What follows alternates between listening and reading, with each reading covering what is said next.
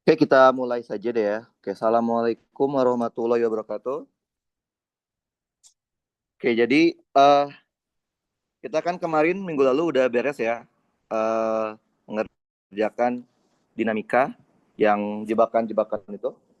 Sekarang kita akan masuk ke bab yang ketiga, yaitu judulnya usaha dan energi.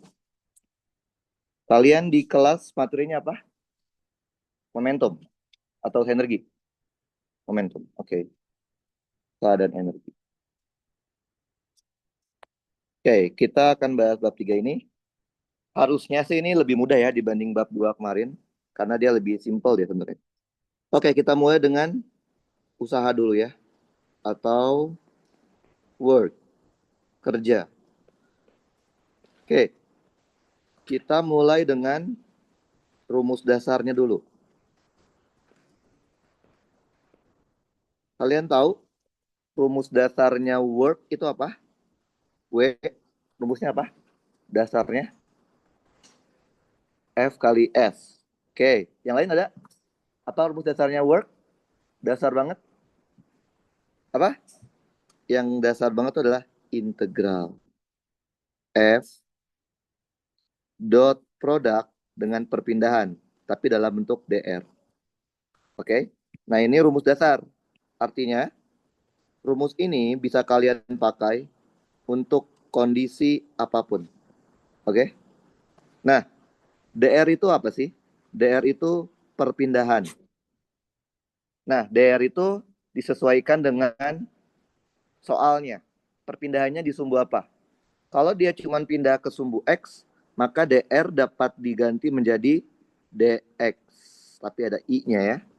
Kalau misalkan bendanya pindah ke X sama ke Y, maka DR-nya menjadi DXI tambah DYJ.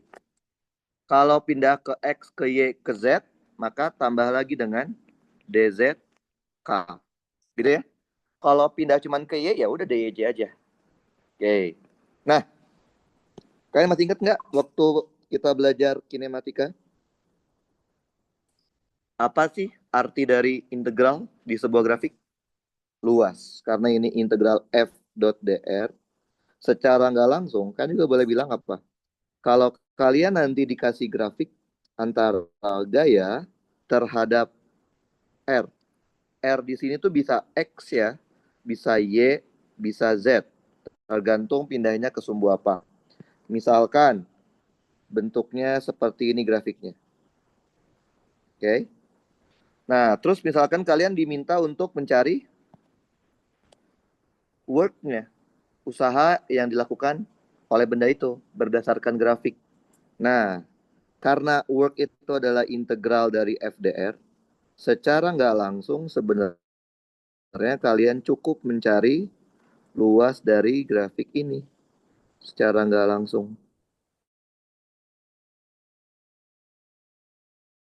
Karena berdasarkan definisi luas. Berarti kita bisa tahu dari grafik ini, kita bisa tahu berapa work-nya.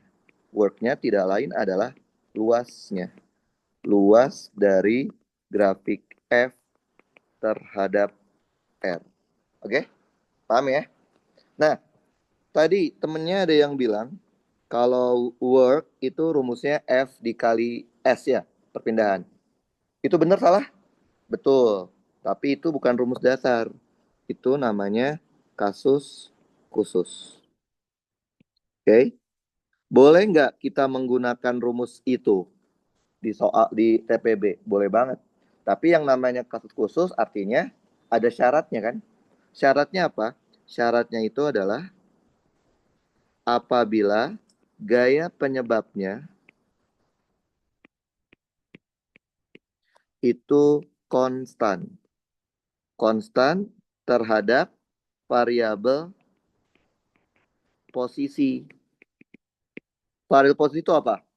Variabel X, variabel Y, variabel Z, atau variabel R. Konstan itu artinya fungsi F-nya tidak ada variabel X-nya di dalam fungsi F. Oke, paham ya? Tidak ada variabel Y, tidak ada variabel Z, tidak ada variabel R. Itu namanya fungsi F kita konstan terhadap variabel posisi. Oke? Kalau syarat ini terpenuhi, maka work-nya, kalau F-nya konstan terhadap posisi, berarti kan F-nya boleh keluar dari integral, gitu kan ya? Maka F-nya keluar. Integral dr apa? Integral dr? Integral dx apa? Delta x kan? Karena ada x awal. Jadi integral dr, delta r. Nah, karena ada operator dot product, ingat nggak waktu pertemuan pertama? Kalau dot product itu operator matematikanya sin atau cos? Cos. Maka harus disertai cos theta. Nah, kalau di SMA, delta R itu kan biasa disebutnya jarak kan? S kan? Nah, jadi kalian boleh nggak pakai rumus ini? Boleh banget. Tapi ingat, ini bukan rumus dasar. Artinya, rumus ini hanya boleh dipakai kalau syaratnya terpenuhi. Paham? Theta di sini apa? Theta di sini itu adalah sudutnya. Sudut antara gaya dan S perpindahan. Oke, paham ya?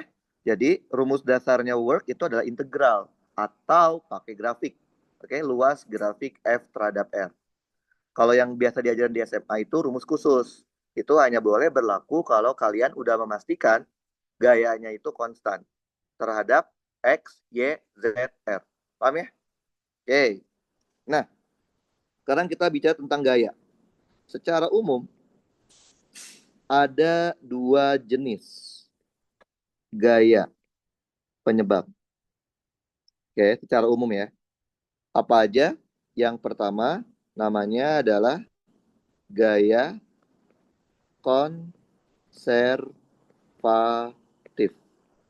Pernah dengar di kelas? Gaya konservatif? Apa itu gaya konservatif?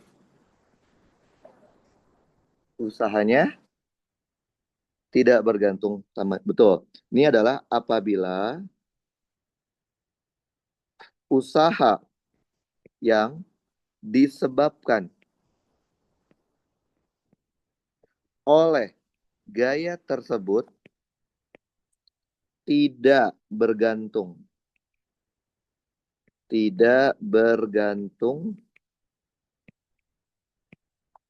pada lintasan yang dilewati. Jadi mau lewat mana saja, nilai usahanya sama.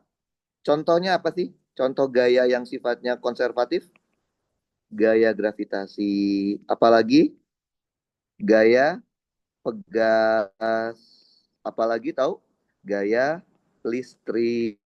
Kalau ntar kita belajar listrik. Gaya apa lagi? Gaya magnet. Dan seterusnya. Oke. Yang kedua, itu namanya adalah gaya non-konservatif. Ini tinggal kebalikannya aja ya. Apabila usaha yang disebabkan oleh gaya tersebut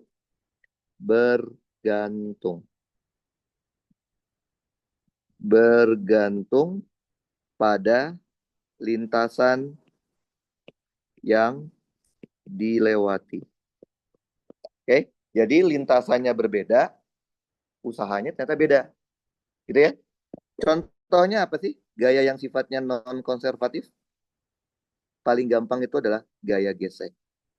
Gitu ya. Dan lain-lain. Oke, misalkan gini deh. Sekarang gaya penyebabnya misalkan ada 5. Oke? 5. 4 gaya kita udah tahu konservatif. 1 gaya non-konservatif, gaya gesek. Misalkan ya. Jadi ada 5 gaya, 4 gaya konservatif, 1 gaya non-konservatif. Maka gaya total ini akan bersifat apa? Ada 5 gaya, 4 gaya konservatif, 1 gaya non-konservatif. Maka gaya total ini, gaya total keseluruhan ini akan bersifat non-konservatif. Paham ya? Jadi kalau ada satu aja gaya penyebab yang sifatnya non-konservatif, maka gaya totalnya juga akan bersifat non-konservatif. Nah, sekarang gimana caranya kalian tahu gaya tersebut konservatif atau enggak? Kalau untuk TPB, ya kita cek lintasannya kan ya, untuk TPB. Ada nggak cara lain? Ada. Tapi Kalian belum diajarin matematikanya, jadi saya nggak bisa ngajarin. Di matematika belum diajarin. Menggunakan operator namanya nabla. Belum diajarin kan? Nggak usah dulu ya. Oke, kita coba ya. Contoh. Oke, misalkan gini. Saya mau mindahin benda dari titik A ke titik B. Ini sumbu Y, ini sumbu X. Titik A letaknya di sini, di 0,0, oke? Titik B misalkan letaknya di sini, di X-nya 2, Y-nya 4, oke? Saya mau mindahin dari A ke B, bayang ya? Bisa saja kan saya memindahkannya menggunakan lintasan ini, ya nggak sih? Langsung straight dari A langsung ke B, bisa kan? Bisa. Anggap ini lintasan 1. Bisa saja saya dari A ke B, saya melewati sini dulu. Melewati titik C, misalkan. Titik C ini ya. Dari C baru saya ke B. Bisa kan? Bisa ya? Bisa. Atau bisa saja saya dari A ke B juga langsung. Tapi parabolik. Dengan persamaannya adalah Y sama dengan X kuadrat. Bisa juga nih. Jadi sebenarnya ada banyak banget lintasan yang bisa saya lewati untuk memindahkan dari A ke B. Gitu kan ya? Ada tahingga lintas bahkan kan ya? Bisa aja dia kemana gitu ya. Nah, misalkan saya kasih gayanya sama untuk setiap lintasan. Saya nggak tahu ini gaya apa. Mungkin aja gaya campuran gitu ya. Ada beberapa gaya. Misalkan ini deh. 2x kuadrat Y pangkat 3 I ditambah 2x pangkat 3 Y kuadrat J. Saya nggak tahu ini gaya apa. Pokoknya gaya yang saya pakai buat memindahkan itu aja. Bayang? Nah, pertanyaannya sederhana aja sih. Pertanyaan A-nya itu adalah saya minta kalian hitung WAB melalui lintasan 1, 2, dan 3. Oke? Yang B, saya mau tahu juga apakah gaya penyebabnya yang saya kasih tadi itu bersifat konservatif atau tidak. Oke. Kalian baru bisa menjawab soal B kalau kalian sudah bisa menghitung WAB-nya kan untuk 3 lintasan yang saya berikan gitu kan ya. Kalau WAB-nya ternyata persis sama tiga-tiganya, berarti dapat dikatakan gayanya konservatif. Kalau ada satu saja WAB-nya yang berbeda, berarti gayanya non konservatif. Gitu kan logikanya ya? Oke, saya kasih contoh. Saya mau ngitung WAB. Kalian pilih deh. Mau lintasan 1, 2, apa 3? Ntar sisanya kalian. Mau yang mana? 1 itu yang straight, lurus. 2 itu yang melewati C dulu, baru ke B. 3 itu yang parabolik. Mau yang mana contohnya? 3. Oke. Parabolik ya. Nanti sisanya kalian ya. Oke, lintasan 3. Karena kalian nggak bisa nentuin F itu konservatif kalau cuma lihat dari satu lintasan kan ya. Harus semua lintasan yang diberikan. Oke, kita menghitung pakai lintasan 3 ya. Work dari A ke B. Sekarang pertanyaan saya deh. Menurut kalian, kalau soalnya seperti ini, ngitung work-nya, boleh nggak pakai F dikali S? Kenapa nggak boleh? Karena F-nya ada variabel X, Y. Paham? Ingat ya, rumus SMA yang kalian tahu F kali S itu adalah work, itu boleh. Boleh, tapi itu dengan syarat. F-nya harus konstan terhadap X, Y, dan Z. Dan R kalau ada R-nya. Ini kan ada variabel X, Y-nya kan? Artinya emang udah pasti ini nggak boleh pakai F kali S. Paham? Artinya apa? Nggak ada pilihan selain pakai integral. Paham kalian? Jadi tahu ya kapan kalian boleh pakai rumus SMA yang mudah, kapan kalian nggak bisa pakai itu. Karena di SMA biasanya nggak dikasih tahu kan, rumusnya itu aja. Padahal yang di SMA itu adalah rumus-rumus yang mudah-mudahnya aja. Yang umumnya malah nggak dikasih tahu. Nah, sekarang kita lihat. Lintasan 3 berarti yang parabolik ya. Kita coba nih, lihat ya. Dari A mau ke B. Gini kan? Betul ya? Betul? Oke, lihat. Ketika saya berjalan dari A ke B, posisi X saya berubah nggak? Berubah. Posisi Y saya berubah? Berubah juga, betul? Berarti dari A ke B, kalau lewat lintasan 3, posisi X saya berubah, Y saya berubah. Maka kalau gitu, DR-nya menjadi apa kalau X sama Y berubah? DXI, karena berubah arah sumbu X, dan DYJ. Paham? Tinggal kita masukin. Berarti integral F-nya masukin tadi berapa? 2x kuadrat Y pangkat 3 I ditambah 2x pangkat 3 Y kuadrat J. Gitu ya. Dot produk DR-nya masukin. DXI ditambah DYJ. Paham ini? Ngerti ya? Oke, ada dot produk berarti apa? Kalian selesaikan dulu dot produknya. I dot produk dengan I. Berapa? I dot I. I dot I. 1.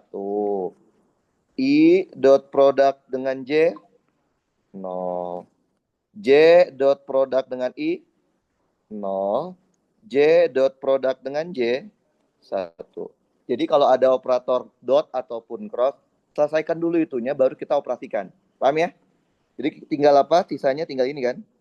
2x kuadrat Y pangkat 3 DX, betul? Ditambah integral 2x pangkat 3 Y kuadrat DY. Paham ini? Lihat, ada yang aneh nggak menurut kalian dari integralnya? Aneh kan? Kenapa aneh? Ini operatornya DX. Tapi kok ada Y di dalam fungsinya? Nanti? Harusnya kan kalau DX, X semua gitu kan ya. Kalau Y semua kan. Berarti mau nggak mau, Y-nya harus kita ganti. Ini juga aneh nih. Operator integralnya DY. Tapi kok ada X di sini? Berarti mau nggak mau, X-nya harus kita ganti. Gantinya pakai apa? Persamaan lintasannya. Tadi persamaan lintasannya apa? Y sama dengan X kuadrat. Berarti kita ganti Y sama dengan X kuadrat. Berarti X sama dengan akar Y. Masukin. Jadi kita punya 2x kuadrat. Y-nya ganti. X kuadrat pangkat 3 dx. Nah, ini juga sama. 2, x-nya ganti. Y pangkat setengah pangkat 3 dikali Y kuadrat dy. Lihat, udah sama ya semuanya. X semua, Y semua, betul? Tinggal masukin batas. Lihat, titik A itu X-nya berapa? 0. Y-nya 0. Titik B, X-nya 2. Y-nya 4. Berarti batas X-nya dari 0 sampai 2. Batas Y-nya dari 0 sampai 4. Tinggal kalian hitung, bisa manual atau bisa pakai kalkulator. Pakai kalkulator aja ya, biar cepat. Mana integral? Integral 2x kuadrat dikali salah. Bentar. Dikali x kuadrat pangkat 3. Oke, batasnya 0 sampai 2. Oke, yang ini akan didapatkan 1024/9. Yang kanannya, hitung lagi manual, 2 dikali dalam kurung X pangkat setengah dipangkatin 3 dikali X pangkat 2 batasnya 0 sampai 4. Oke, kalau kita masukin, kita akan dapat bentar, loading ya. 227,555. Kalau kita jumlahkan 1024/9, 1024/9 ditambah 227,555. Oke, hasilnya sekitar 341,33. Satuannya joule. Ini work AB. Oke. Nah, kalau kayak gini doang kan nggak bisa tahu kan dia konservatif atau enggak kan ya. Makanya ntar kalian hitung sendiri ya. Lintasan 1 dan lintasan 2, kalian hitung sendiri. 1 dan 2, hitung sendiri. Paham ya? Nah, kalau nanti hasilnya sama persis dengan WAB dari lintasan 3, berarti dapat dikatakan work-nya bersifat konservatif. Gitu ya? Kalau ada satu aja yang berbeda, misalkan 1 sama nih dengan 3, tapi yang kedua ternyata beda hasilnya, berarti non-konservatif. Oke? Gampang ya? Oke, itu sekilas tentang work. Sekarang kita akan membahas tentang yang namanya energi. Kalian tahu nggak, energi sama work itu kan satuannya sama ya, Joule. Bedanya apa? Bedanya work sama energi apa? Apa yo? Energi itu merupakan fungsi dari keadaan. Maksudnya gini, kalian bisa menghitung energi pada keadaan A, ya, energi pada keadaan B, keadaan C, keadaan D, gitu kan ya? Kalau work gimana? Sedangkan work, usaha, itu merupakan proses. Jadi kita nggak mungkin bisa ngitung work pada keadaan A, nggak mungkin. Karena work itu dapat dihitung setelah terjadi prosesnya. Misalkan work dari A ke B, itu namanya work AB, bukan work di A, bukan work di B. Kebayang ya? Oke, tapi kalau energi bisa kita bilang energi di A sekian, energi di B sekian. Tapi kalau work, dia terjadi ketika udah jadi prosesnya. Oke? Nah, waktu kita belajar dinamika, ingat kan ya? Kita mulai dengan mendefinisikan gaya-gaya yang sering muncul kan? Harus tahu kapan gayanya muncul, harus tahu rumus gayanya apa, sama harus tahu arahnya. Betul? Sama di energi juga. Kita akan mulai dengan mengidentifikasi jenis-jenis energi. Kita seperti biasa ya, yang umum aja. Kenapa? Karena nggak mungkin saya akan jelaskan semuanya ya di TPB. Oke? Ada apa saja? Yang pertama, ada yang namanya energi kinetik, EK. Kalau waktu kemarin kita mengidentifikasi gaya, harus tahu 3 pertanyaan penting kan. Kapan gaya itu muncul, rumusnya sama arahnya. Karena energi itu skalar, nggak ada arah. Jadi tinggal 2 pertanyaan penting aja.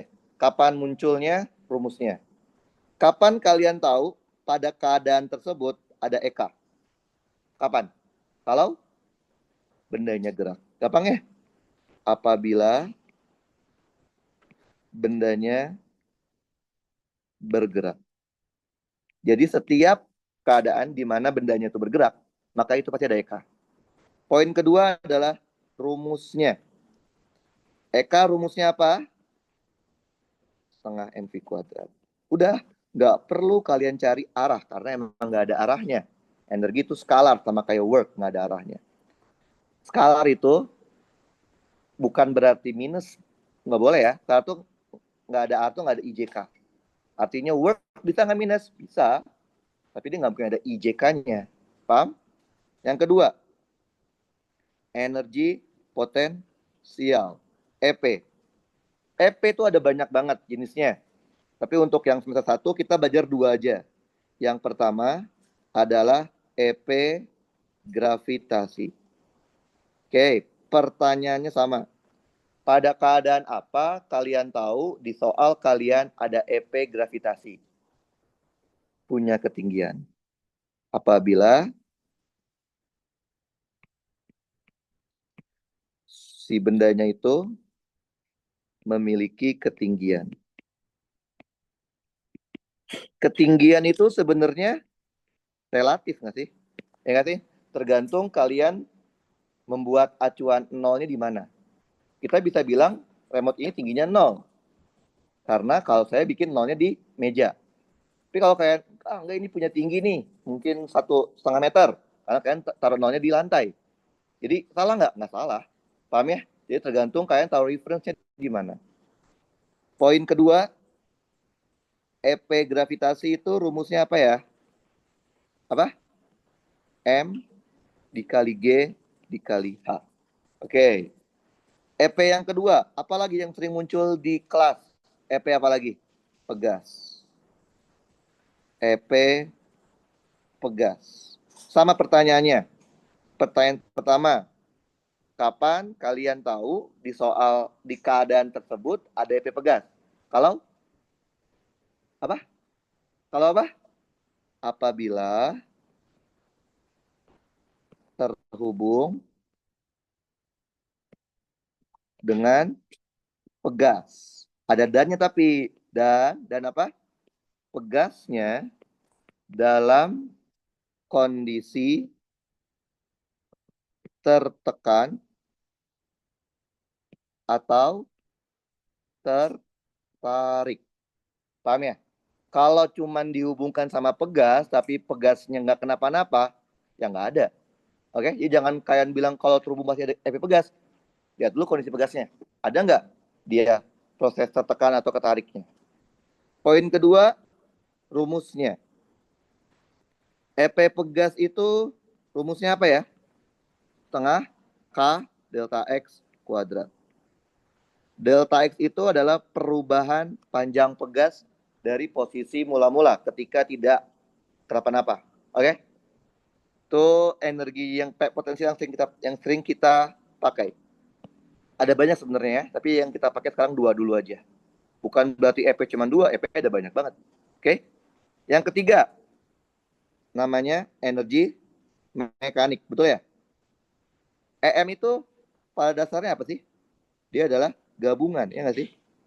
Gabungan dari energi kinetik dan total energi potensial. Kenapa saya bilang total EP? Kenapa nggak bilang EP aja? Karena bisa saja dalam satu kondisi, satu keadaan, ada dua EP di dalamnya. EP karena gravitasi, EP karena pegas. Paham ya? Berarti secara definisi, energi mekanik, itu rumusnya apa berarti? Energi kinetik ditambah total energi potensial. Gitu ya? Oke. Apalagi yang sering kalian dengar energi di TPB, di kelas? Pernah denger ini enggak? Energi disipasi. Atau mungkin energi yang berubah menjadi, misalnya kalor ya, akibat gesekan. Jadi ketika dia bergesek, muncul panas kan ya? Nah, berarti kan ada energi yang diubah menjadi panas. Nah, saya nyebutnya bukan energi gesek atau energi disipasi. Saya bentuknya nyebutnya adalah W gesek. Kenapa? Karena gesekan itu proses, bukan keadaan. Artinya, W gesek ini akan muncul kalau sudah terjadi prosesnya. Misalkan dia bergesekan dari A ke B, berarti dia akan muncul setelah terjadi di B gitu ya, atau setelah melewati ini aja ya. Jadi W gesek AB itu bukan W geseknya, bukan energi geseknya di A, bukan geseknya di B, tapi W gesek. Paham ya? Sepanjang AB itu. Oke. W gesek itu ada yang tahu nggak rumusnya apa di kelas? Ada yang tahu? Ada kan di kelas? Oke. Sederhana banget tuh. Gaya gesek dikali dengan seberapa jauh dia bergesek. Oke? Gampang kan? Gampang. Oke. Nah, inilah kira-kira 4 energi yang sering banget kalian akan temui di TPB. Bukan berarti hanya 4 ini loh ya. Mungkin juga ntar ada energi work karena didorong. Work dorong gitu kan ya. Ada lagi misalkan work karena ditarik. Work tarik ya. Pokoknya selama ada gaya dan berpindah pasti ada worknya gitu kan ya. Oke. Nah, sama kayak tadi, sama kayak kita belajar dinamika, kalian harus tahu kapan energi itu muncul, pada keadaan apa, dan rumusnya.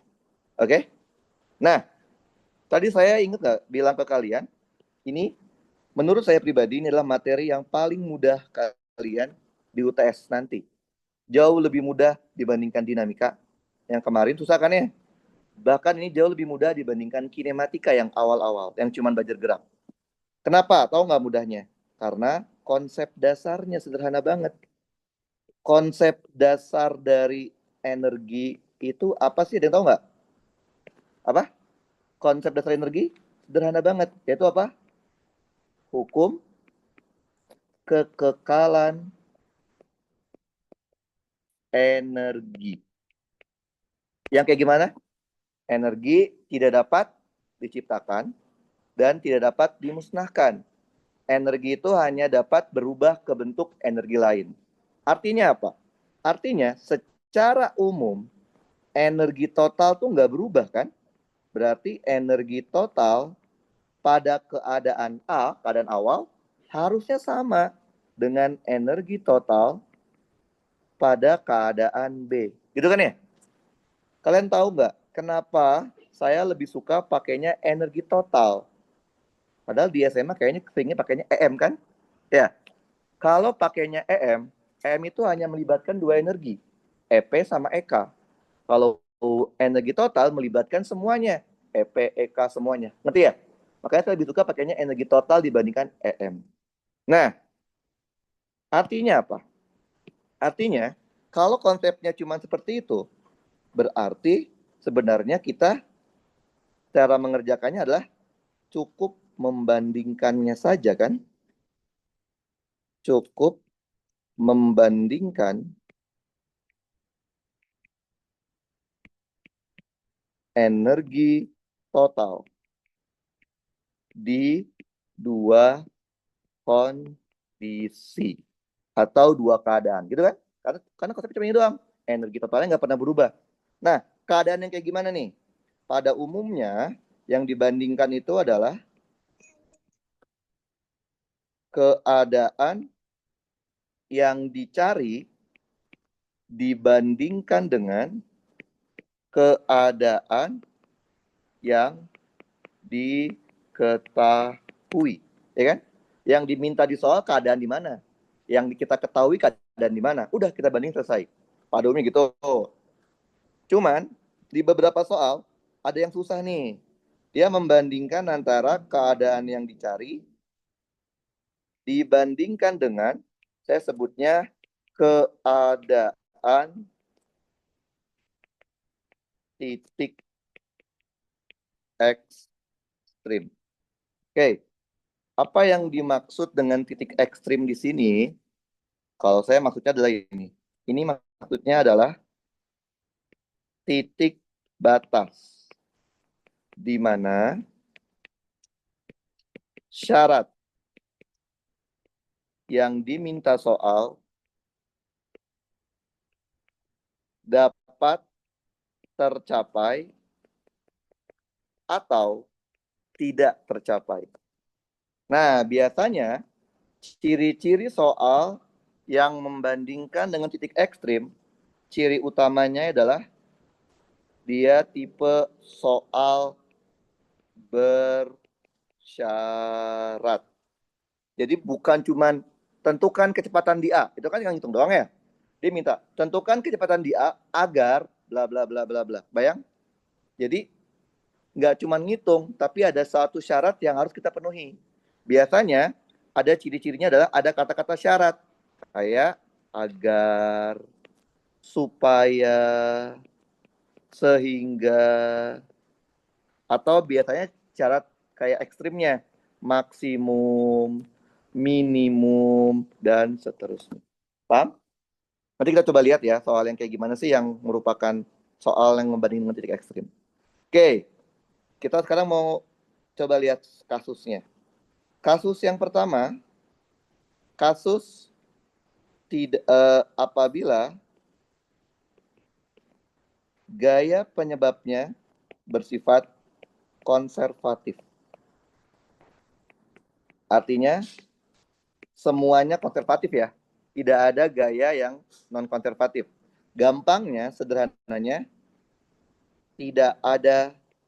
gesekan. Oke? Karena gesekan merupakan gaya yang sifatnya non-konservatif. Jadi saya bilang apa? Kalau ada satu saja gaya penyebab yang non-konservatif, maka gaya total akan bersifat non-konservatif. Misalkan saya punya seperti ini. Ada lintasan seperti ini. Ini lintasannya licin. Oke. Ada sebuah mobil. Mobil sedang bergerak. Oke. Mobilnya ini awalnya di keadaan A ya. Jadi A itu bukan mobil A, tapi keadaannya A. Paham? Mobil bergerak, sehingga mobil ini akan berpindah tempat di keadaan B.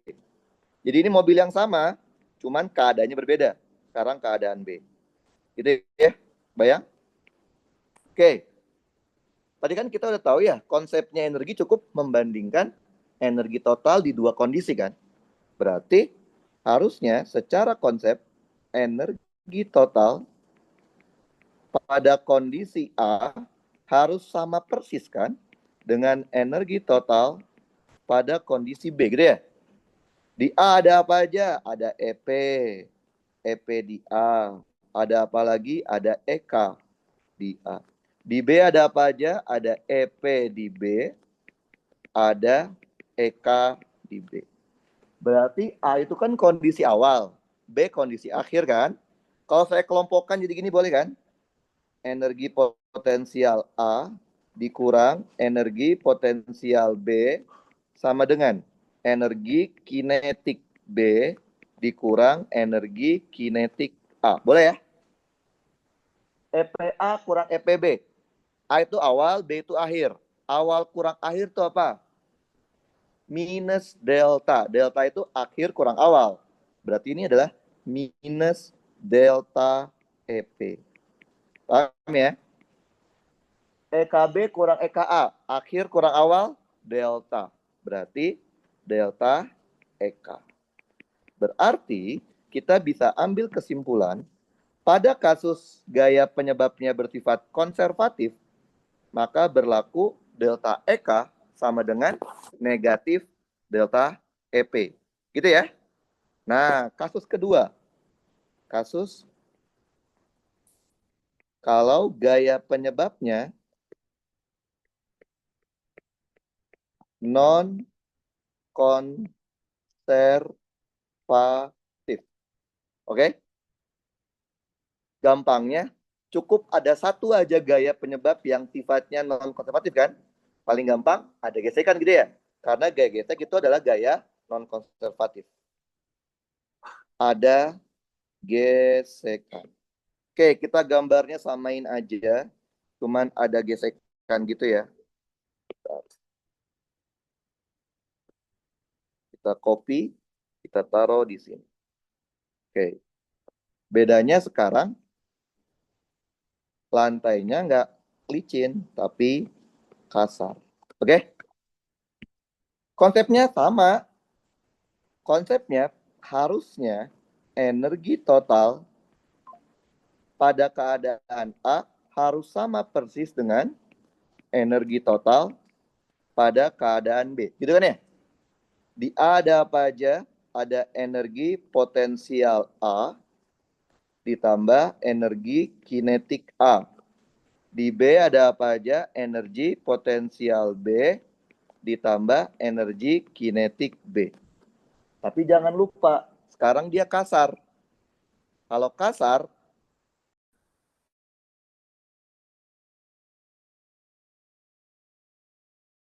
akhir akan lebih lambat gitu. Banyak latihannya.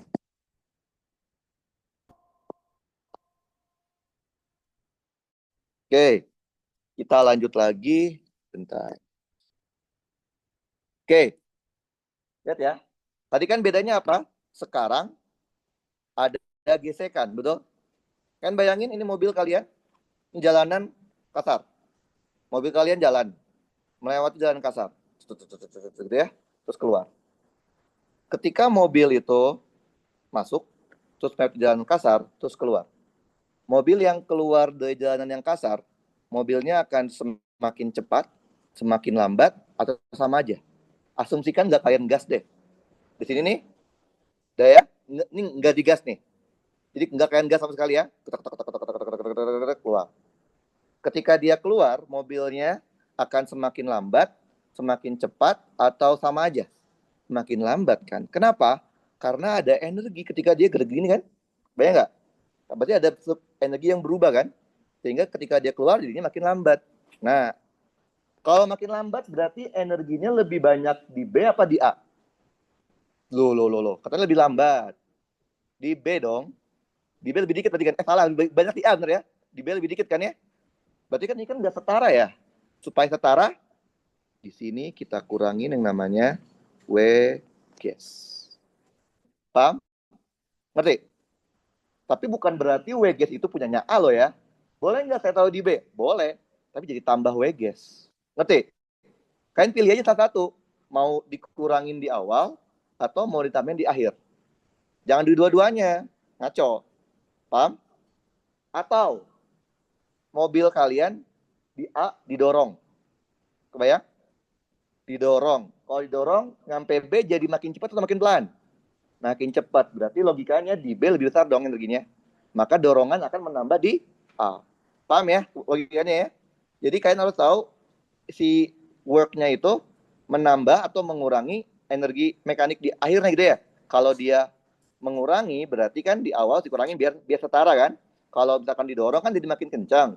Supaya setara maka di awal ditambahin. Bayang logikanya ya? Oke, kita rapihin lagi.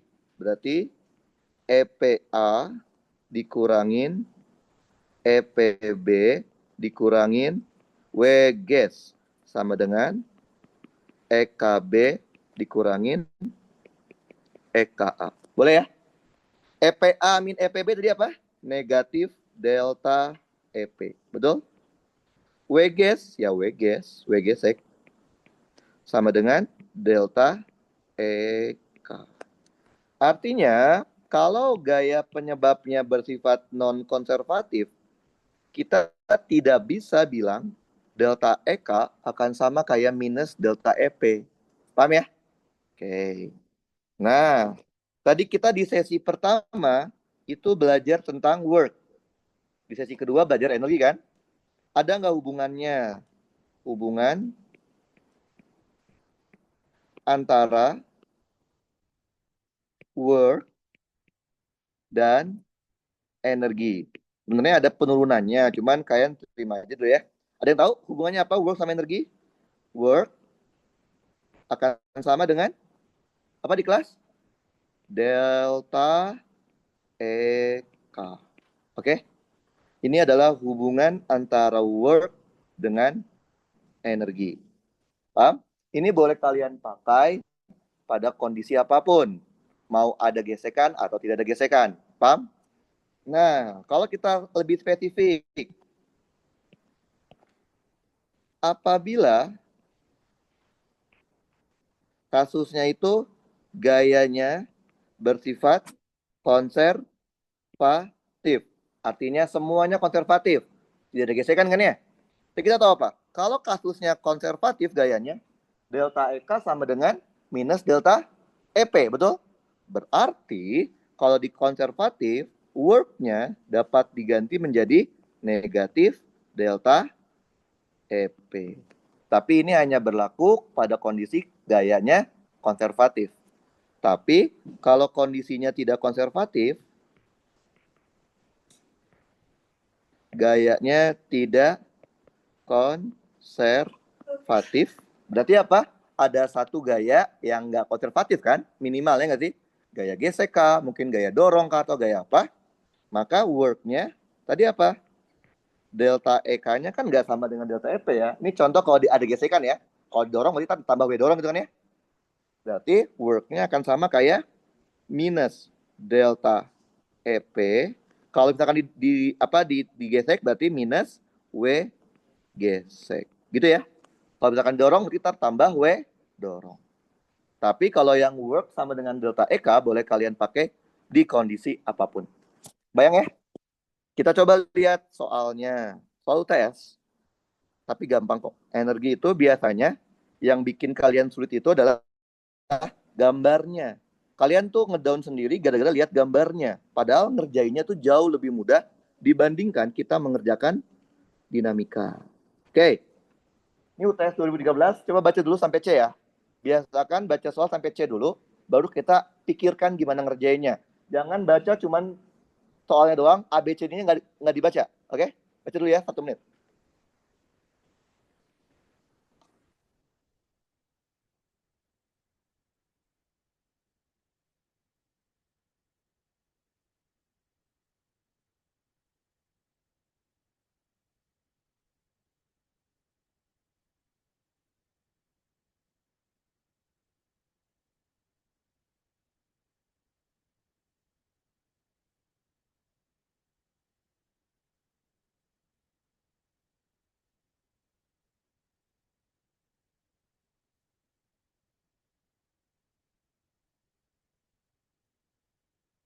Udah dibaca? Udah? Bayang ya? Bayang? Bentar ya. Bayang ya? Jadi, ada masa, benda, anggap aja bendanya, jangan balok ya, bergampang bendanya, bola lah ya. Bola, masanya 10 kilo. Kemudian dilepaskan, artinya tidak punya V ya. Benar nggak sih? Berarti kecepatan di A-nya 0. Kalau dia punya V, bisa dia bilang didorong. Kalau bilang didorong, pasti dia ada kecepatannya biasanya. Tapi kalau dilepaskan, kayak kita jatuh bebas kan, dia nggak punya V-nya. Dilepaskan dari A, sehingga melewati sen AB. AB-nya licin. Bayang? BC-nya kasar. Terus dia nabrak pegas. Dengan konstanta pegas, 4250. Nah, lintasan dari C ke pegas itu licin. Oke? Pegas kemudian tertekan. Anggaplah segini ya, pegasnya tertekan ya. Ini titik D. Ini dia tertekan sejauh 0,3 meter. Ini maksudnya tertekan maksimum ya, biasanya kan kalau pegas gitu ya. Paham? Dari posisi timbangnya. Pertanyaan A adalah, dia minta koefisien gesek. Mu K, betul nggak? Berarti kan kalau kita lihat, mu K itu kan akan berkontribusi dari work gesek. W gesek, benar nggak sih? Jadi saya bilang apa? Kenapa saya namanya work gesek, bukan energi gesek? Karena work gaya gesek itu, gesekan itu, worknya akan kita pakai kalau dia udah terjadi prosesnya. Berarti kalau kira-kira nih, kalau menurut kalian, disuruh mencari mu K, gesekannya kan ya? Berarti keadaan yang dicari, keadaan yang mana? Keadaan setelah gesekan. Kalau di B, enggak, B belum ada gesekan soalnya. Berarti setelah gesekan di mana? C boleh, D boleh, pokoknya setelah itu lewat aja. Karena work gesek akan kita masukkan kalau sudah terjadi. Paham? Nah, jadi ini kita bisa milih nih, di C apa di D sebenarnya. Oke? Tapi kalau kita lihat dari informasi, kayaknya D lebih ada informasinya kan? Berarti kita bandingin D sebagai yang dicari. Paham? Tinggal kita bandingkan dengan yang diketahui. Dari soal ini yang diketahui titik apa? A, ya nggak sih? Udah selesai. Berarti konsepnya tinggal energi total di A yang diketahui harus sama dengan energi total di D yang dicari. Paham? Di A ada apa aja? Ada EPA, ada EKA. Di D ada apa aja? Ada EPD, ada EKD. Lihat, dari A ke D, dia lewat gesekan nggak? Lewat. Ingat, kalau udah terjadi pasti ada worknya. Maka di A harus dikurangin work gesek. Paham ya? Ngerti? Ketika bola mencapai D, pegasnya ketekan nggak? Pekan. Ada energi potensial pegas. Nah, kalau EP pegas itu bukan work ya, EP artinya dia kita masukkan ketika di keadaan tersebut kondisinya pegas ketekan. Berarti kan di kondisi D pegas ketekan kan? Maka harus ditambahin dengan EP pegas. Udah, gampang kan? Ngerti kalian? Jadi awalnya EPK dulu, tinggal lihat add-on-nya ada apa aja. Paham? Oke, karena di A itu dia bilang dilepaskan, nggak punya EK. Bener nggak? Betul? Kalau kita misalkan ketinggian 0 tuh di sini. Berarti di D nggak punya ketinggian dong. Coret lagi. Ketika bola menekan pegas maksimum di D, bolanya gerak apa enggak? Ketika bola menekan pegas maksimum di D, bolanya gerak apa enggak? Enggak kan? Kalau bola di D masih gerak, berarti dia masih nekan. Ya nggak sih? Coret lagi. Gampang kan? Berarti adanya apa ini? Setengah massa dikali VA. Salah. Kan EK diganti ya. Berarti MGHA ya. MGHA. W gesek apa? Gaya gesek dikali seberapa jauh dia bergesekan. EP pegas setengah K delta X kuadrat. Gampang ya? M-nya 10, anggap aja G-nya 10 ya. 10, HA-nya 3. Karena dia bergerak pakainya mu K dikali normal. Normalnya apa? Kalau di bidang datar ingat M dikali G. Betul nggak? Yang kemarin ya. Masanya 10, G-nya 10. S-nya berapa jauh dia bergesekan? 6 meter. Betul? Dikali 6. Sama dengan setengah. K-nya 42, 50. Delta X-nya 0,3 kuadrat. Dapat nggak mu-nya? Dapat? Coba dihitung pakai solver ya, kalkulator. Kalian udah pada bisa kan ngitung pakai solver ya? Karena itu akan mempermudah kalian ketika ngitung di ujian UTS besok nih. Coba hitung pakai solver. Dapatnya berapa? 10 kali 10 kali 3 dikurangin X dikali 10 dikali 10 kali 6 sama dengan 0,5 kali 4250 kali 0,3 kuadrat. Shift solve sama dengan. Berapa dapatnya? 0,18, 125. Udah, gampang ya. Jadi kalau pakai solver itu, enaknya adalah mengurangi kesalahan kalian ketika kalian mengubah-ubah ruas. Gitu kan ya? Ini kan tinggal ngetikin aja kan? Itu dia yang ngitung sendiri kan? Oke, dapat ya, gampang kan? Sekarang yang B. Kecepatan balok di titik B. Tapi setelah berbalik arah. Artinya bukan B kan, tapi B aksen. Bener gak? Berarti dari A ke B, ke C, ke D, ke C, ke B aksen. Betul kan?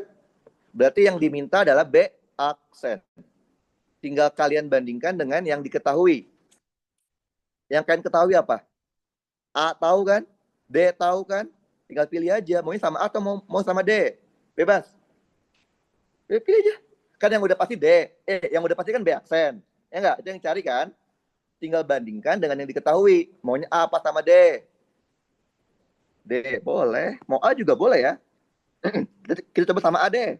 Jadi bukan berarti harus yang pokoknya konsepnya adalah bandingin yang dicari sama yang diketahui. Kalau diketahuinya ada banyak ya bebas pilih diketahui yang mana aja. Misalkan saya mau sama A deh, boleh ya sama A ya. Energi total di A harus sama dengan energi total di B aksen. Oke? Sama, tulisin dulu. EPA EKA di B aksen, EPB aksen, EKB aksen. Coba kalian perhatikan. Saya pilihnya A ya, saya pilih jauh. Saya mau buktiin kalau kita boleh pilih yang mana aja. Dari A ke B aksen ya, bukan ke B ya. A, B, C, D, C, B aksen, betul? Dari A ke B aksen, dia lewat gesekan nggak? Dari A ke B aksen.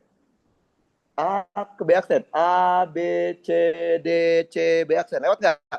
Lewat. Berapa kali dia lewat gesekan? 2. Berarti harus dikurangin 2 kali W ges. Paham? Terus ada apa lagi? Udah nggak? Di B aksen ada apa lagi? Pegasnya gimana pegasnya?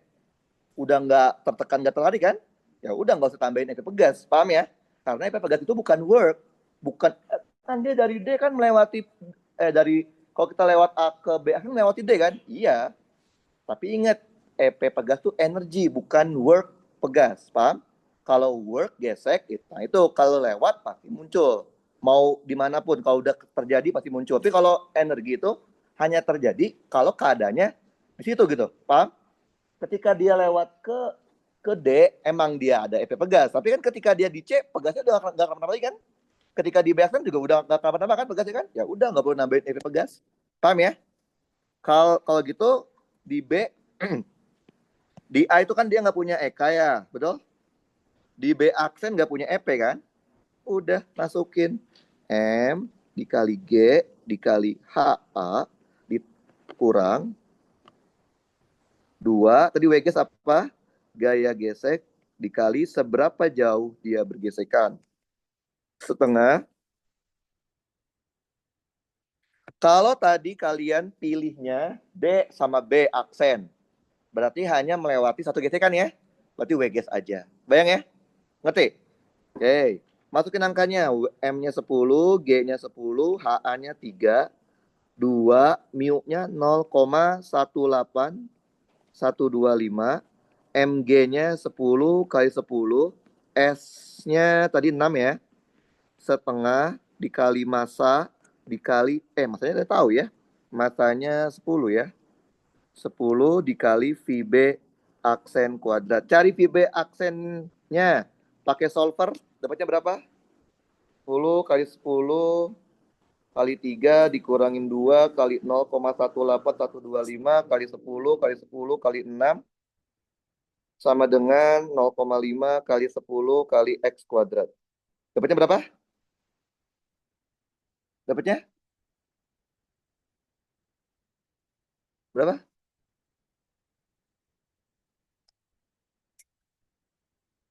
Berapa? Berapa? 4,06. Oke. 4,062. Satuannya meter per second. Gampang ya?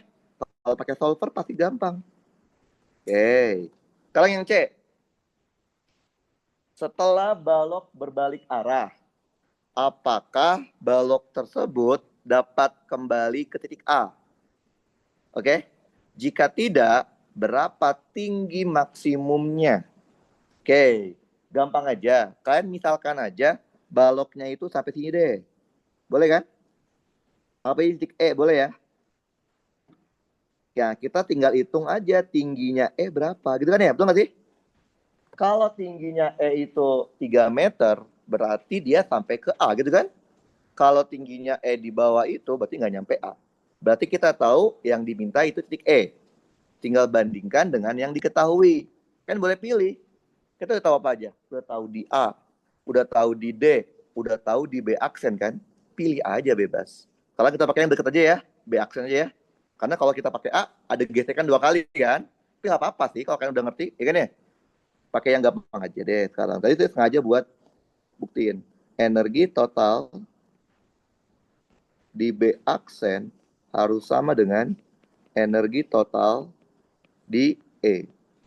Ada apa aja? Ada EPB aksen, ada EKB aksen. EPE ditambah EKE. Gitu ya. Kalau dari B aksen ke E lewat gesekan nggak? Enggak. Berarti nggak usah dikurangin WGS. Ya udah, nggak ada juga yang lain kan ya? Ya udah. Di B aksen tadi dia bilang nggak punya ketinggian kan ya? Coret. Di E itu kan dia maunya nyari paling tinggi kan? Artinya kan dia udah berhenti dong. Enggak? Karena kalau di E masih punya V, dia bakal naik lagi dong. Berarti di E dia nggak punya EK. Udah.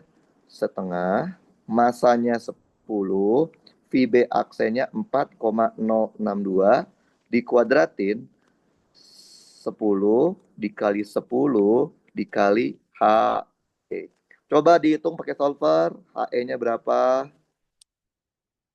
0,5 kali 10 kali 4,062 kuadrat sama dengan 10 kali 10 kali X.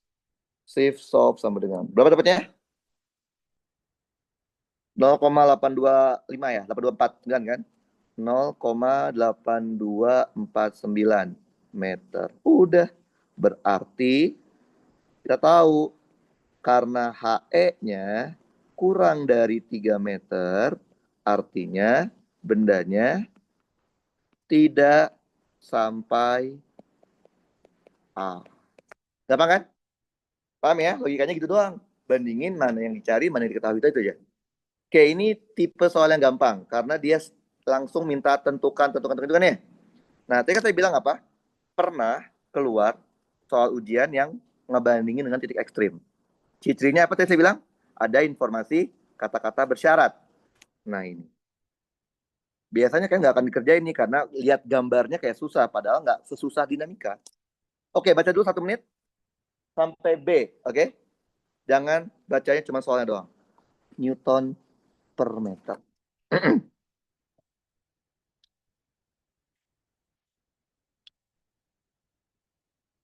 Jadi bacanya harus lengkap ya. Jangan cuma setengah aja yang dibaca. Harus lengkap.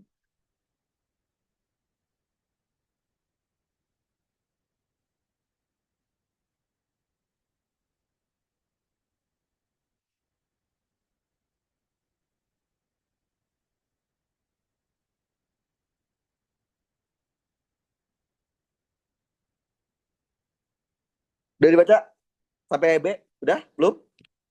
Udah. Oke, sebuah benda bermassa M. Bendanya yang mana sih? Mana yang bendanya? Yang mana? Yang bulatan kecil ya? Di bendanya ya? Oke. Terus bulatan yang besar apa? Lintasan. Kalau kalian pernah lihat Hot Wheels ya, ini kayak lintasan Hot Wheels yang muter gitu, atau kayak roller coaster muter gitu. Bayang? Oke, masanya dikasih tahu ya, masanya 100 gram. 100 gram berapa kilo? 0,1. Oke, jari-jarinya 50 cm. 50 cm berapa meter? 0,5. Panjang CD, CD itu panjangnya 0,5 juga. AB-nya kasar. Wah, seru nih. Yang kasar AB. Jadi AB-nya kasar ya. Oke, oke. AB-nya kasar. Nah, lihat, ada yang suruh lagi. Apa? Dia ngasih tahu mu S dan mu K. Ya nggak sih? Betul? Ingat nggak waktu kita kemarin belajar, salah kebalik 0,2. Waktu kita kemarin belajar dinamika. Kalau soal hanya memberitahu mu K, berarti diasumsikan udah pasti gerak gitu kan ya? Kalau soal memberitahunya hanya mu S, berarti diasumsikan udah pasti diam. Yang susah kalau soalnya memberitahu mu S dan mu K. Kayak gini. Artinya apa? Ini belum pasti gerak loh. Ada kemungkinan diam kan? Ingat gak kalian beberapa waktu lalu, minggu lalu atau minggu lalu ya, kita selalu ngerjain soal dinamika, pertanyaannya hitunglah percepatan gitu kan ya? Terus pas dicek ternyata diem kan? Artinya apa? Tidak menutup kemungkinan diem. Ya nggak sih? Karena ada mu S sama mu K. Kalau diem gimana? Kalau diem berarti nggak perlu dijawab yang A. Bilang aja tidak ada HA minimum. Karena benar diem. Ngerti? Nah, jadi rada unik karena dia memberitahu mu S sama mu K. Oke? Itu yang unik yang pertama. Yang unik kedua apa? Nah, ini. Ketinggian minimum A. Tinggi HA, betul ya? Tinggi HA. Dari tanah, saat benda dilepaskan, ada kata-kata syarat. Agar bendanya dapat bergerak melingkar satu putaran. Oke? Jadi dia minta tinggi HA, tapi syaratnya ada. Supaya bisa muter satu lingkaran. Kalau cuma ngitung tinggi HA doang mah gampang ya. Tinggal pakai perbandingan biasa kan. Masalahnya ada syaratnya. Ini yang saya bilang soal bersyarat nih. Ada kata-kata agar, sehingga, supaya, maksimum, minimum gitu ya. Berarti ini mau nggak mau yang dibandingin pasti kan titik A ya. Karena A yang dicari kan. Nah, bandingnya dengan titik ekstrim. Apa itu titik ekstrim tadi saya bilang? Titik ekstrim di sini adalah titik batas.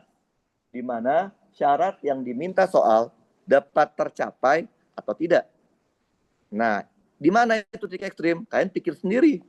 Menurut kalian, di mana titiknya? Kalau benda tersebut telah melewati titik itu, dapat dipastikan dia bisa muter, karena saya maunya muter kan. Tapi kalau dia nggak sampai titik itu, dipastikan dia nggak muter. Di mana titik batasnya? Di C pasti muter itu mah. Udah pasti. Maunya yang batas antara muter dan nggak muter. Di mana ya?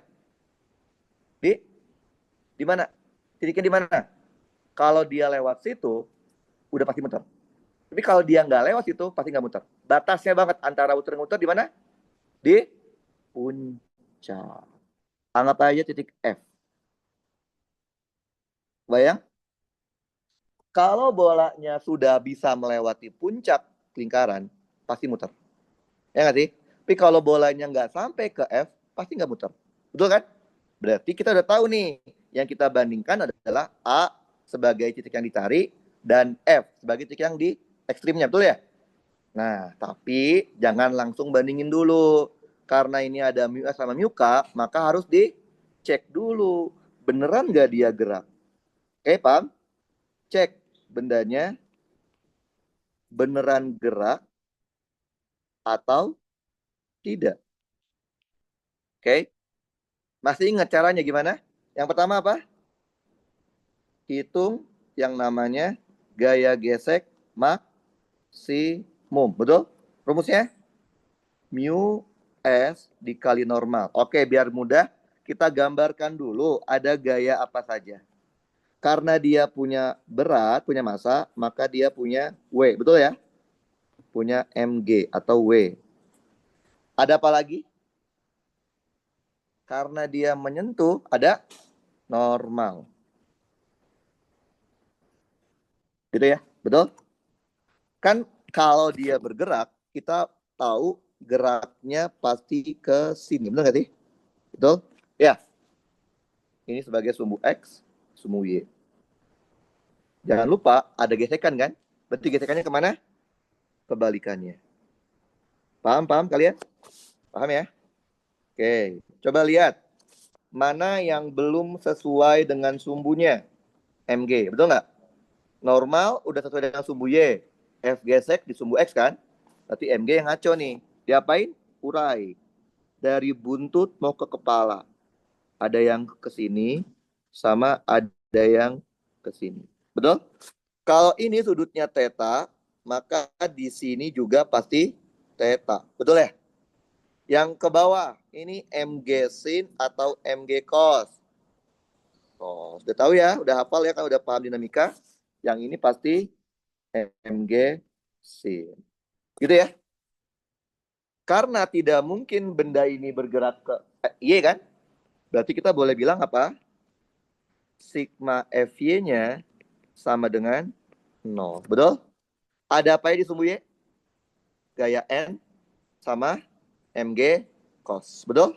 Berarti N-nya positif dikurangin MG cos theta. Normal kan nggak ada rumusnya ya. Maka normal, masanya 0,1. Anggap saja G-nya 10 deh. Cos theta, berapa cos 30? Setengah akar 3. Maka dapatlah N-nya itu adalah setengah akar 3. Setengah akar 3 itu berapa? Berarti kalau jadiin koma-koma ya? 0,5 akar 3. Berapa? Setengah akar 3 tuh 0,5 akar 3 itu 0,866. Gitu ya? Oke. Nah, masukin ke sini. Betul ya? Mu S-nya berapa? 0,4. Berarti 0,4 dikali setengah akar 3. Oke. Sama aja 0,2 akar 3. 0,2 akar 3 itu berapa sih kalau jadi koma? 0,3464. Gitu ya, paham? Itu langkah awal. Langkah selanjutnya apa? Hitung yang namanya sigma F pembuat gerak. Apa itu? Semua gaya, oke. Semua gaya pada sumbu geraknya kecuali gaya gesekan. Karena kita mengasumsikan dia akan gerak ke sumbu X. Coba lihat di sumbu X.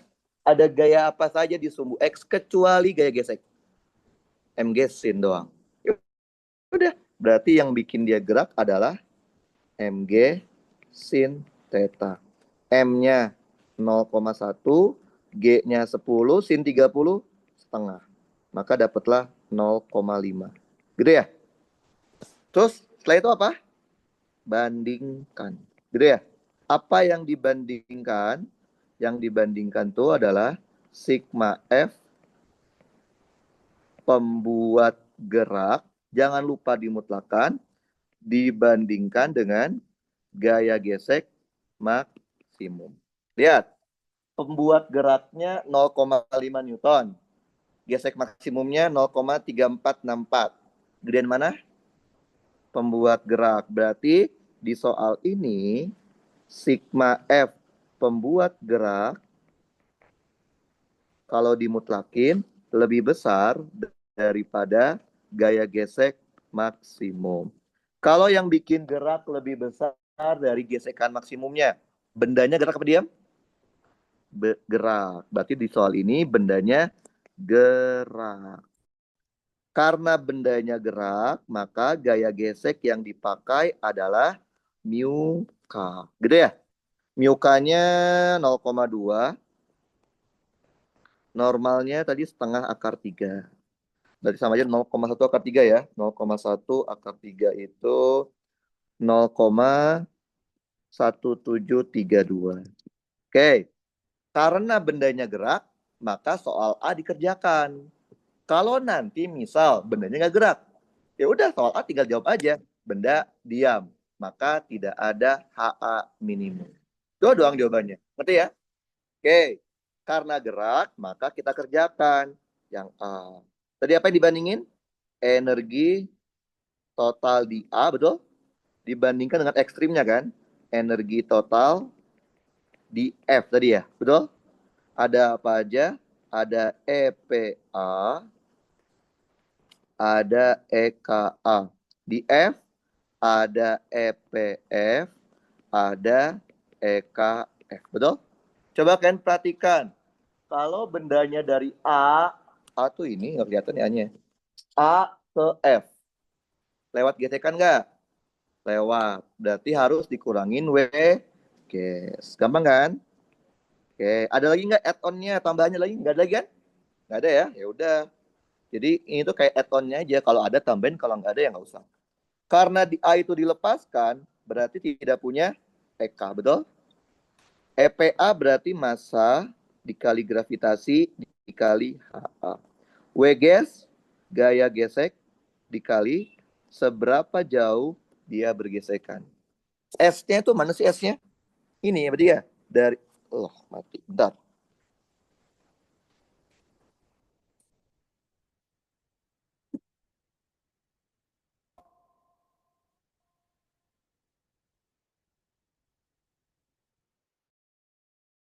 Oke, berarti S-nya itu ini ya?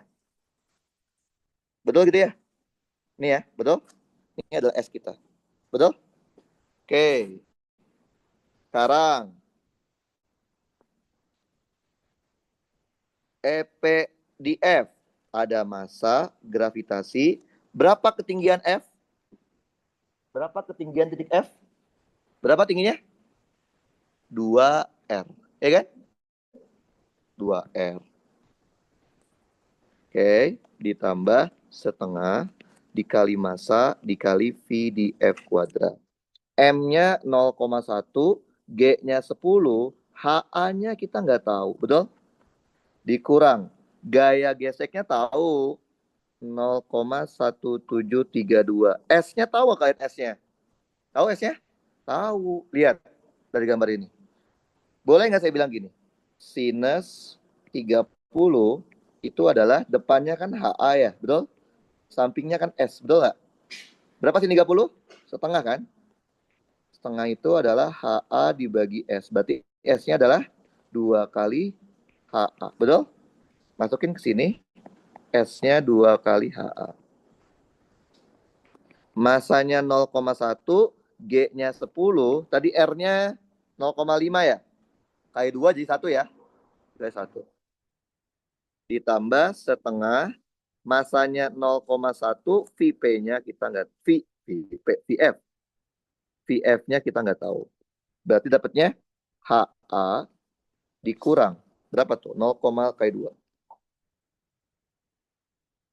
0,3464 HA sama dengan 1 ditambah 0,05 VF. Betul dia? Betul? Lihat, kita kan mau nyari HA ya. Tapi kita butuh VF kan? Artinya nggak bisa dikerjain ini. Kita harus mencari VF dulu untuk bisa mengerjakan soal ini. Berarti mau nggak mau kita harus mencari VF. Paham ya? Nah, mencari VF-nya, gimana nih mencarinya? Gunakan dinamika. Coba kita gambarkan ada gaya apa saja ketika dia di F. Jelek banget. F itu kan puncak ya. Ini kan. Betul ya? Oke, ini F nih. Coba lihat di F. Ada gaya apa saja di F? Yang pasti-pasti bolanya punya massa kan? Ada massa berarti ada berat. Mg. Ada apa lagi? Normal. Ke arah mana? Ke bawah. Ingat, normal tegak lurus dengan bidang dan selalu keluar dari bidang sentuh. Kan ini gerak melingkar kan, ya nggak sih? Pusatnya di sini. Bener nggak? Ingat nggak? Kalau gerak melingkar harusnya ada yang namanya FSP. Ke arah mana FSP? Ke arah pusat. Betul ya? Tapi jangan lupa FSP itu gaya fiktif sebenarnya. Gitu ya? Nggak perlu gambarin, sebenarnya nggak apa-apa. Masih ingat langkahnya? Kalau ada benda gerak melingkar, sigma F yang menuju ke pusat lingkaran, hasilnya harus sama dengan FSP. Gitu kan ya? Yang kemarin ya? Jangan lihat FSP sekarang. Ada gaya apa aja yang ke pusat? Mg dan N, betul? Berarti massa kali gravitasi ditambah normal F sama dengan massa VF kuadrat dibagi R. Betul? Berarti dapat dong VF kuadratnya sama dengan Mg ditambah normal F dikali R dibagi massa. Betul nggak? Betul ya? Betul, betul? Nah, sekarang soalnya mintanya apa sih? Tadi dia mintanya. Dia itu mintanya HA-nya minimum. Betul nggak? Artinya tinggi A-nya pendek. Ya kan? Minimum kan? Tapi maunya bisa muter. Gitu kan? Coba kalian lihat. Kalau tinggi A-nya kecil, pendek, kecepatan benda di F akan kencang atau pelan? Pelan. Berarti HA minimum secara tidak langsung kita akan bilang VF-nya juga harus minimum. Betul nggak? Coba lihat. VF itu didapatkan dari Mg ditambah normal F dikali R dibagi M kan? Kalau kita mau bikin VF-nya kecil, logikanya pembilangnya dibikin kecil kan? Berarti kita mengecilkan Mg dan atau mengecilkan NF dan atau mengecilkan R. Betul ya? Sekarang saya tanya, bisa nggak kita mengubah R jadi kecil? Nggak bisa. Berarti kan itu ngubah soal ya. Berarti kita nggak bisa mengubah R. Bisa nggak kita mengubah MG jadi kecil? Masanya K atau G-nya kita ubah? Bisa? Nggak bisa. Berarti kita nggak bisa mengubah MG. Tapi berarti satu-satunya yang bisa kita ubah adalah NF. Karena NF nggak ada ketentuan.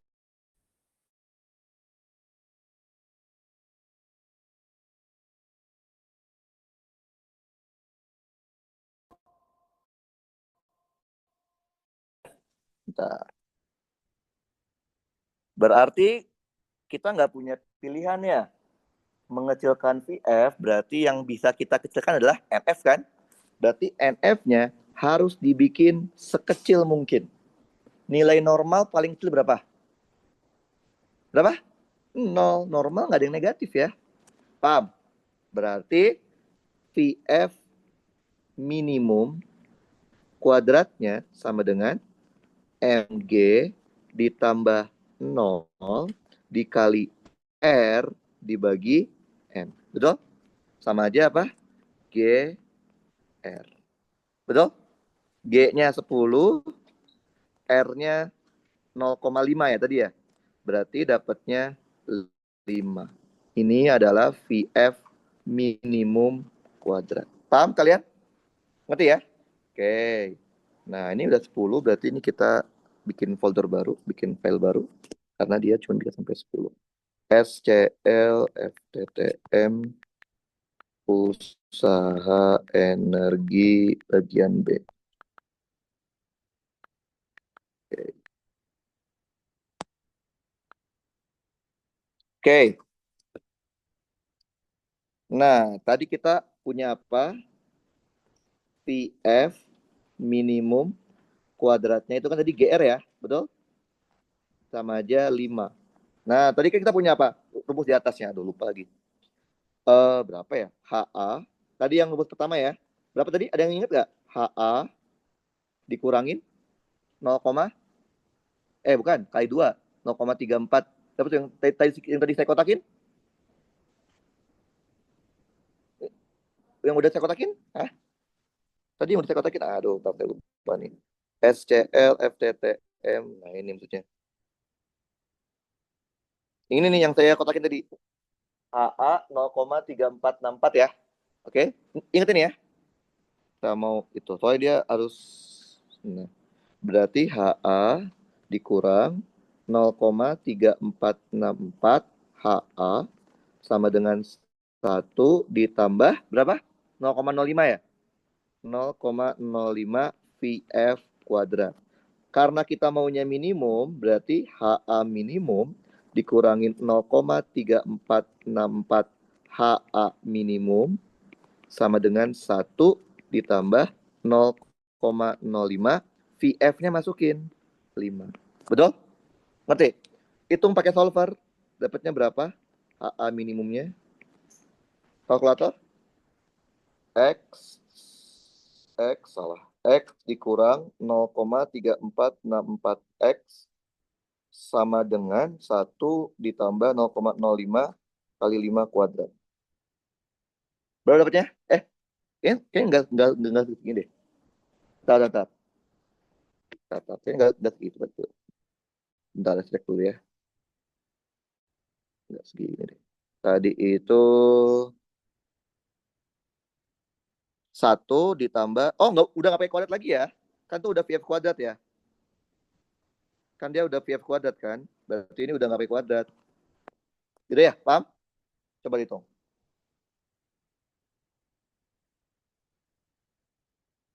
Dapatnya berapa? 1,9124 ya? Satuannya meter. Paham? Ini tinggi A paling pendek supaya bisa muter. Kalau lebih bisa nggak? Bisa. Kalau kurang, nggak akan sampai. Paham? Ngerti? Kebayang ya? Sekarang pertanyaan B-nya. Soalnya di sini lagi. Coba lagi deh. Pertanyaan B-nya sekarang. Pertanyaan B-nya apa? Jika ketinggian A 3,5 R. Jadi sekarang A diketahui tingginya ya. Dia minta berapa jauh pegas ketekan. Anggaplah pegas ketekan di sini deh, titik G gitu ya. Kita mau tahu delta X-nya berapa. Itu betul ya? Betul? Oke. Gimana ngerjainnya? Apa? Bandingkan antara A sama G gitu ya. Karena nggak ada syaratnya kan? Nah, kalian mulai kejebak itu. Nah, coba kalian perhatikan. Emang benar gitu caranya. Betul. Karena emang nggak ada syaratnya kan? Tapi kalian perhatikan. HA-nya berapa? 3,5 R, betul? Tadi R-nya berapa? 0,5. 3,5 dikali 0,5. Berapa tuh dapatnya? 1,75 meter. Coba kalian tahu. Tadi berapa HA minimum kita? 1,9124. Kalau 1,75 berarti muter nggak? Nggak muter. Kalau dia nggak muter, bisa tekan pegas nggak? Nah, ini jebakan. Karena HA-nya kurang dari HA minimum, maka bolanya tidak dapat memutari lintasan. Kalau muter aja nggak bisa, nggak mungkin neken pegas kan? Artinya sudah dipastikan delta X-nya 0. Kalau tadi misalkan ya, kalian langsung ngecek A sama D. Dapat nggak delta X-nya? Dapat. Nggak percaya coba aja. Dapat. Padahal tapi itu salah. Karena secara fisika dia boro-boro nyampe G. Nyampe F aja nggak bisa. Logika fisikanya gitu. Tapi kalau di matematikanya dapat. Karena kita hanya bandingin A sama G doang. Dan kita nggak masukin syarat ininya. Ngerti? Kebayang? Kita coba aja kan cobain kerjaan di rumah ya, bandingin A sama G. Dapat nggak delta X-nya? Dapat. Tapi salah. Bayang? Karena secara fisikanya nggak mungkin. Kalau dia nggak bisa lewatin F, mana mungkin dia bisa melewati menekan G, kan ya? Bayang? Oke, jadi kebayang ya bedanya antara soal biasa, yang tadi soal pertama, yang cuma hitungan, tentukan, hitunglah, bla bla itu nggak ada syarat apapun, gampang kan? Tapi kalau soal bersyarat, ada syaratnya. Nah, kalau ada syaratnya, harus hati-hati tuh. Berarti itu ada suatu batas di mana dia bisa atau tidak, gitu kan ya? Nah, harus diperhatikan. Jadi, jarang sih keluar yang kayak gini, tapi kalau keluar, sudah bisa ya. Bayang? Oke, kalau sudah, kalian siapin kita kerjaan soal UTS. Ini UTS kalau nggak salah 2023-2024. Seperti ini. Ini kalau nggak salah shift 2 ya, saya lupa. Ini UTS, saya lupa UTS. Kalau nggak UTS tahun lalu, UTS 2 tahun lalu ya, saya lupa. Kayaknya tahun lalu deh. 2 tahun lalu, 2023, 2024. Ini kalau nggak salah shiftnya shift 2 kalau nggak salah. Apa shift 3 ya? Shift 2 kayaknya. Oke, baca dulu. Baca sampai C, oke? Setelah itu baru kalian pikirkan kerjanya gimana, oke? Gampang banget. Jauh lebih mudah dibandingkan yang kemarin. Tapi biasanya kalian akan down lihat gambarnya. Padahal gampang. Oke, coba dikerjain.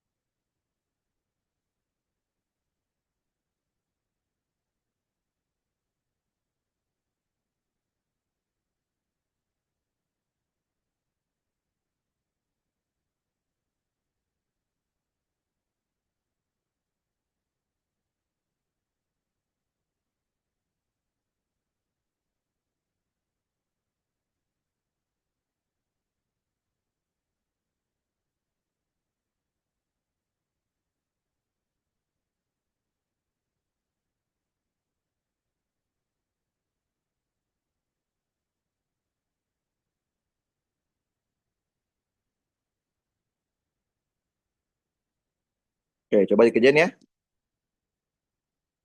Gampang. Yang A dia minta nilai delta X ya, atau X sama aja lah ya. Seberapa jauh pegas ketekan. Yang B dia minta kecepatan balok pada titik T. T itu titik puncak. Yang C dia suruh buktiin. Bener nggak si balok itu beneran sampai T apa enggak sih? Jangan-jangan sebelum nyampe C udah jatuh. Gitu ya? Bisa ya? Oke, mungkin yang rada ribet yang C-nya doang sih, tapi pakai logika aja dikit pasti bisa.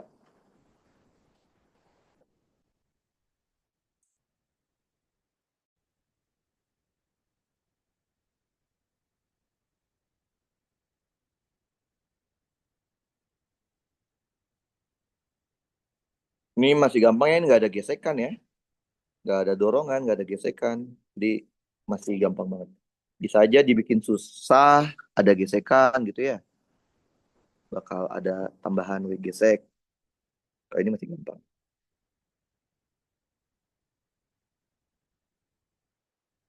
Oke, jadi konsepnya cuma itu aja. Bandingkan energi total di dua kondisi. Udah cukup. Itu konsep dasarnya energi itu doang.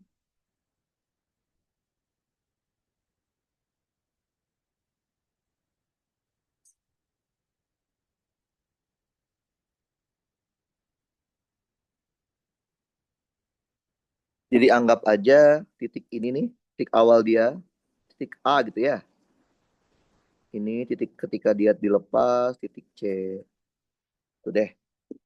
Jadi kalian tinggal bikin aja kondisi-kondisinya. Bandingin aja. Berarti kan kalau kita mau cari nilai X, berarti bandinginnya ketika si pegasnya ketekan kan ya? Titik A. Tinggal bandingkan dengan yang diketahui. Titik apa ini yang diketahui? B. Ya udah selesai.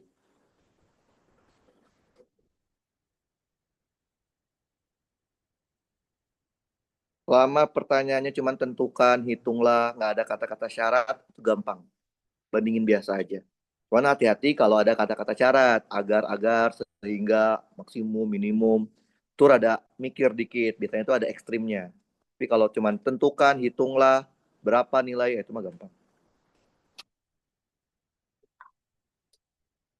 Laju, enggak, laju tuh di titik B, kecepatannya segitu, pas di B. Ingat, laju tuh maksudnya kecepatan di B ya, bukan dari A ke B, dari di B aja segitu.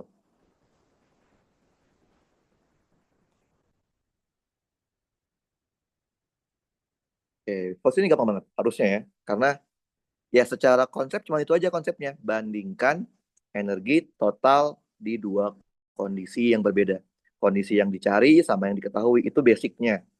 Tapi kalau ada kata-kata syarat, maka bandingkan dengan ekstrim. Kebetulan yang ini nggak ada syaratnya. Cuman hitunglah berapa, nggak ada kata-kata syarat agar sehingga supaya. Berarti ini cuman bandingin biasa aja. Oke? Okay? Harusnya sih kalian ngerti.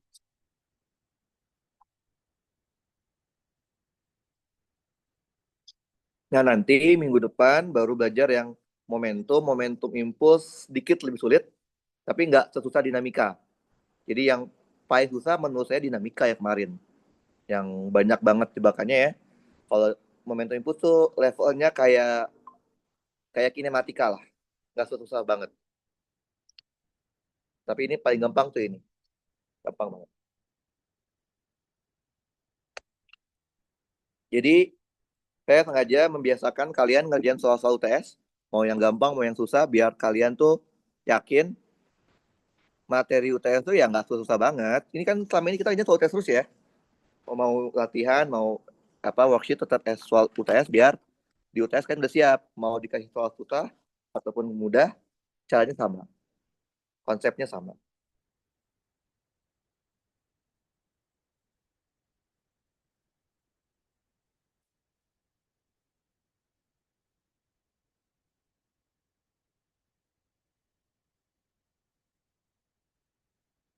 Nah, harusnya kalau ujiannya itu nggak diundur, tapi sini doang materi kita.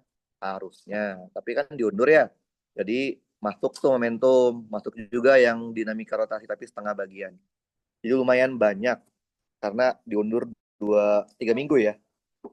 Anggap aja G-nya 10 aja ya kita pakai ya biar gampang. 10 aja. Tapi ntar kalau di ujian, perhatikan soal ujiannya ya. Soal ujiannya itu G-nya pakai berapa? Jangan langsung pakai 10. Kadang mintanya 9,8 dan 10. Jadi harus sesuaikan dengan soal. Kalau sekarang kan cuma latihan doang ya, karena cuman kalian ngerti konsep. Ngitungannya sih ya teknis aja ya. Teknis ngitungnya ya tergantung kalian. Ini saya pakai 10 supaya mudah aja.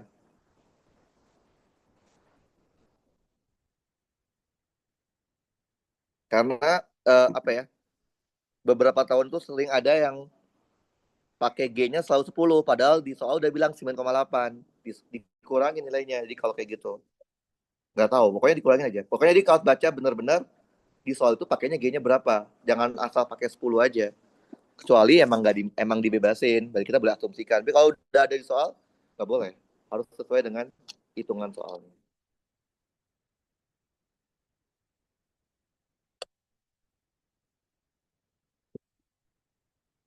Oke, harusnya gampang ya, jauh lebih mudah dibandingkan kemarin. Kemarin susah, banyak jebakannya, banyak langkah-langkah yang harus kalian lakukan. Kalau sekarang gampang.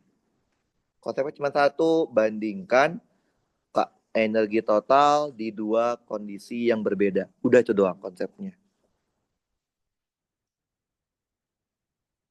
Asen, tapi ya, pulpen nggak ada. Pulpen nggak?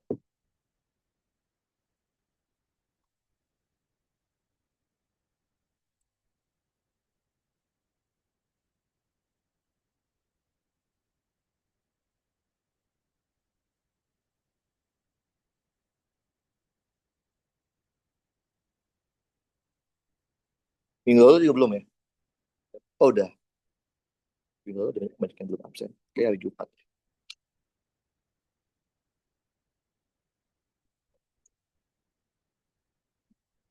Oke, sip.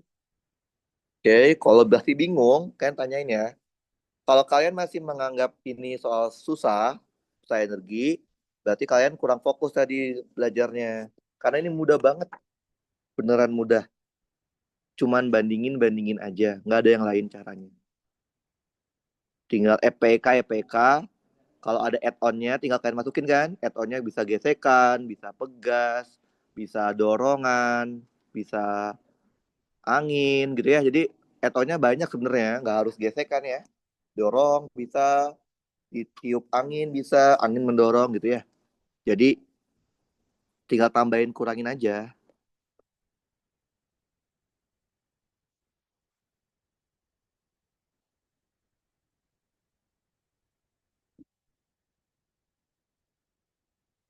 Harusnya bisa ya, gampang ya.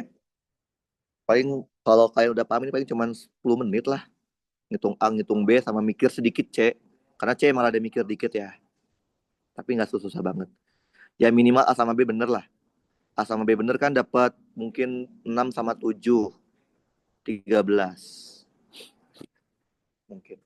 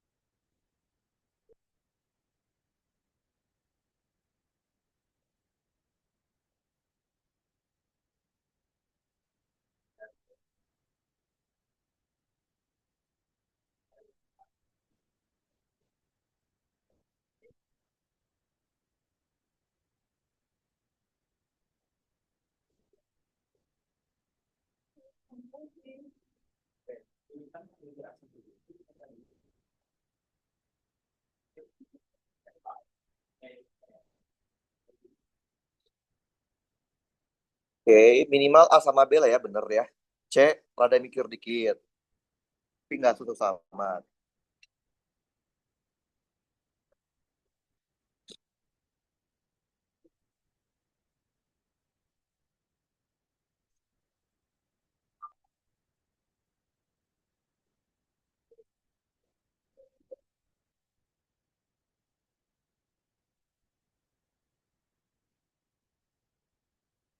Cukup deh.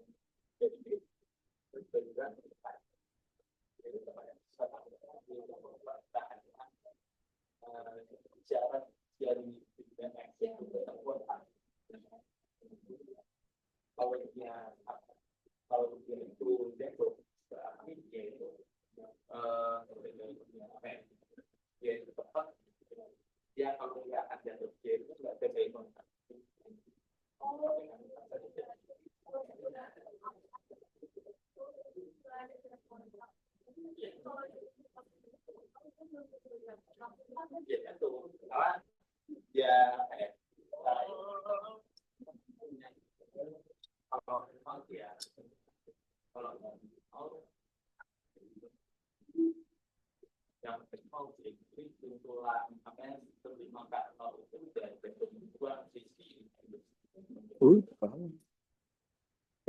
Paham. Kalau dia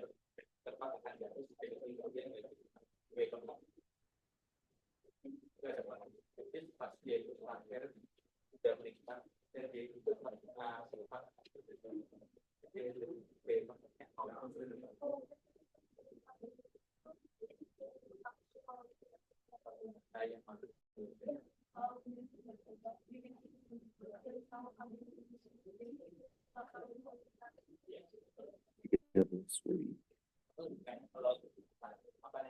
kalau kamu mainan kopi dan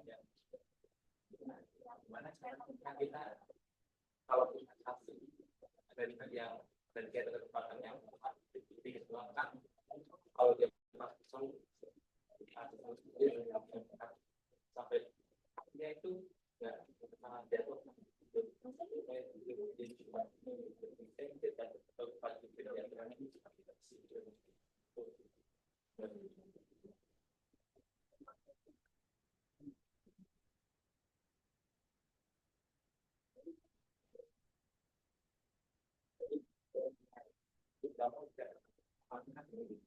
kalau itu dia itu lebih kecil atau lebih besar daripada yang ada yang kamu bilang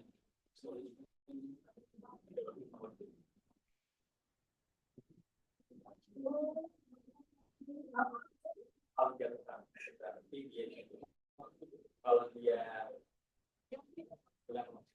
bilang lebih dari itu masih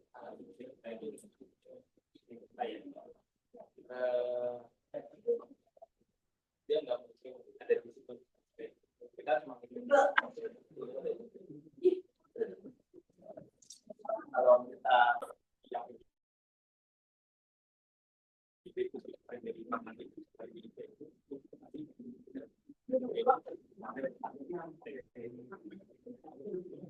dan auditnya kayak mainan untuk kalau kita kasih tempat